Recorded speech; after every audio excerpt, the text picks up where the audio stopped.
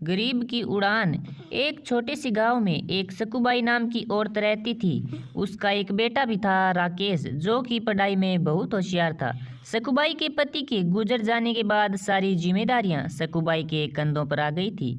वह किसी के घर बर्तन मांजती तो किसी के घर खाना बनाती थी। उसका बेटा भी उसके साथ ही जाया करता था। वहाँ बैठे बैठे वह अखबार पढ़ा करता था।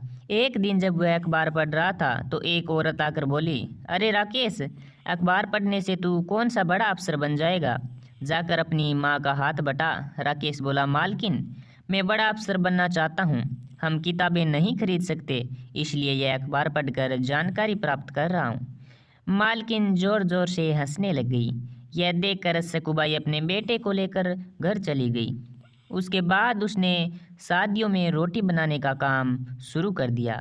वह सुबह 3 बजे उठकर 15-20 किलो रोटियां बनाती थी और राकेश भी सुबह सुबह उठकर अपनी माँ का हाथ बटाता था और फिर पढ़ने बैठ जाता था। एक दिन वहाँ उनके मकान मालिक आए और बोले, क्या सकूबाई, तुम तो 3 बजे ही उठ जाती हो और बिजली जला लेती हो। या तो बिजली का बिल भरो या यह कमरा छोड़ दो। यह बोलकर मालिक गुस्से में चला जाता है। राकेश लालटेन लगाकर पढ़ाई करने लगा और सकूबाई भी उसी में गुजारा करने लगी। ऐसे ही कई सालों तक राकेश पढ़ता रहा और हमेशा अव्वल नंबर लाने लगा।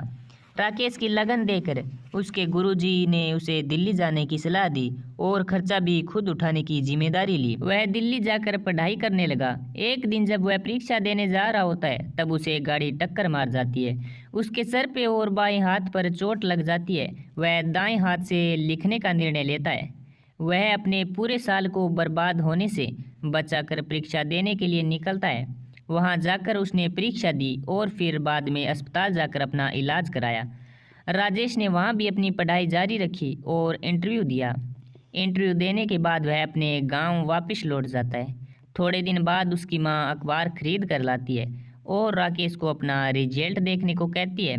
राकेश खुश होकर बोलता है, माँ, मैं पास हो गया, मैं अफसर बन गया हूँ। उन दोनों की आंखों में आंसू आने लग गए। तो दोस्तों, इस कहानी से आपको पता चला होगा कि हमें हमेशा अपना लक्ष्य प्राप्त करने के लिए मेहनत करते रहना चाहिए।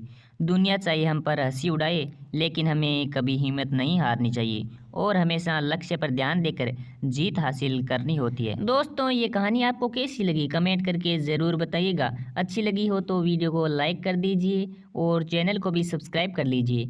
वीडियो को पूरा देखने के लिए आपका बहुत बहुत धन्यवाद।